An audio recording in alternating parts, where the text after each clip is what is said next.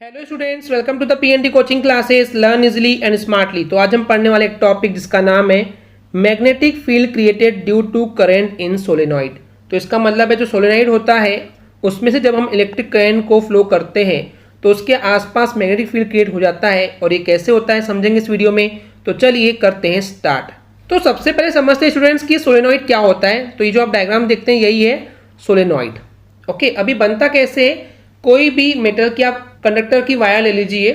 Okay, माने तो मैं कॉपर की वायर ले रहा हूँ और उस कॉपर की वायर को अगर मैं इस तरीके से टर्न एंड टर्न करते करते करते इस तरीके से बनाऊंगा तो ये जो शेप बनता है, ये जो स्ट्रक्चर बनता है, इसी को हम बोलते हैं सोलेनॉइड। आप यहाँ पे देख भी सकते हैं, राइट। तो वही चीज़ यहाँ लिखी हुई है कि हम यहाँ पे इंसुलेटेड कॉपर वायर ले रहे हैं। इंसुलेटेड यानी कि इनके बीच में गैप्स होना चाहिए, ये एक दूसरे से टकराने नहीं चाहिए। ओके, यहाँ पे गैप्स होना बहुत ज़रूरी है। तो अगर हम यहाँ पे इंसुलेटेड कॉपर वायर लेते हैं और उसके बहुत सारे टर्न्स करते हैं, सर्कुलर टर्न्स करते हैं, तो उससे एक कॉइल बन जाती है। इस तरीके की एक कॉइल बन जाती है जो कि एकदम रैप की हुई होती है, लपेटी हुई होती है। अभी हमने दिखाए थे किस तरीके से रैप करते हैं, इस तरीके से हम इसको रैप करते हुए चलते हैं। तो इस तरीके से जो ये टर्न्स है बहुत क्लोज होते हैं एक दूसरे से, बट एक दूसरे को टच नहीं करते हैं। और जो शेप होता है सिलेंडर टाइप का शेप होता है, इसी को हम बोलते हैं सोलेनॉइड। ओके, तो जब इस सोलेनॉइड में से हम इलेक्ट्रिक करंट को फ्लो करते हैं तो उस केस में इस सोलेनॉइड के चारों ओर एक मैग्नेटिक फील्ड क्रिएट हो जाता है। और इस तरीके से वो मैग्नेटिक फील्ड क्रिएट होता है जैसे कि एक बार मैग्नेट में होता है। बार मैग्नेट क्या होता है हमने बता चुके हैं आपको। इस तरीके से एक मैग्नेट होता है जिसका एक नॉर्थ पोल होता है और एक साउथ पोल होता है। तो इसी तरीके से यहाँ पे जब भी हम इस सोलेनॉइड में से इलेक्ट्रिक करंट को फ्लो करते हैं तो ये भी एक बार मैग्नेट के जैसे ही बिहेव करता है और इसके चारों तरफ एक मैग्नेटिक फील्ड जो है वो क्रिएट हो जाता है। वही चीज़ हमने यहाँ पे डायग्राम में दिखाए हैं।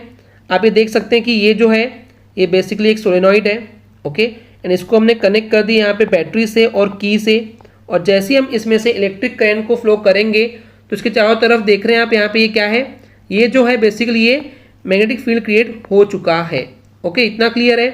तो जैसे हमने बात की थी कि जैसे हम इस सोलेनॉइड में से इलेक्ट्रिक करंट को फ्लो करते हैं तो ये मैग्नेटिक फील्ड क्रिएट कर देता है अपने आसपास। और ये ठीक वैसे ही बिहेव करता है जैसे कि बार मैग्नेट, यानी कि यहाँ पे भी हमको एक नॉर्थ पोल और साउथ पोल जनरेट होते हुए देखने को मिलता है। आप ये देख सकते हैं यहाँ पे नॉर्थ पोल है और ये साउथ पोल है। और अगर हम इस सोलेनॉइड के इनसाइड यानी कि अंदर पे यहाँ पे बात करते हैं तो यहाँ पे ये देख सकते हैं आप जो मैग्नेटिक फील्ड लाइन से एक दूसरे के पैरेलल होती है। और पैरेलल होने का मतलब ये है कि इस सोलेनॉइड के अंदर में जो मैग्नेटिक फील्ड क्रिएट हो रहा है उसकी जो स्ट्रेंथ है वो बेसिकली आपको एग्जैक्टली सेम यानी कि यूनिफॉर्म देखने को मिलती है। यानी कि आपको इस सोलेनॉइड के अंदर सभी जगह पे किसी भी पॉइंट पे बात करेंगे या किसी भी दो पॉइंट पे बात करेंगे तो सब जगह पे आपको सेम स्ट्रेंथ का ही मैग्नेटिक फील्ड मिलने वाला है। तो इस तरीके से अगर हम इस सोलेनॉइड के अंदर किसी एक ऐसे मटेरियल को रखें जो कि एक मैग्नेटिक मटेरियल है, यानी कि ऐसी चीज़ है जो कि मैग्नेट से अट्रैक्ट होती है, जैसे कि सॉफ्ट आयरन हो गया, स्टील हो गया। तो इस तरीके से अगर इस मैग्नेटिक मटेरियल को अगर हम सोलेनॉइड के अंदर बहुत ही स्ट्रॉन्ग मैग्नेटिक फील्ड के अंदर अगर रखते हैं तो उस केस में वो मैग्नेटिक मटेरियल जिसको हमने इस कॉइल के अंदर रखे हैं वो एक मैग्नेट बन जाता है।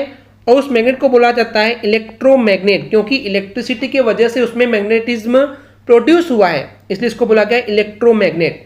तो इस तरीके से किसी भी एक मैग्नेटिक मटेरियल को अगर हम इस सोलेनॉइड के कॉइल के अंदर रखेंगे तो उस केस में वो मटेरियल भी एक मैग्नेटिज्म जैसा बिहेव करने लगेगा, एक मैग्नेट के जैसे बिहेव करता है।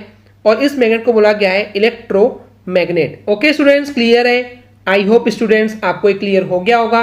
अगर आपको हमारी वीडियो से कुछ भी सीखने मिला या नॉलेज मिला तो प्लीज़ हमारे चैनल को सब्सक्राइब कीजिए एंड वीडियो को लाइक ज़रूर करें। आज के लिए इतना ही, थैंक यू।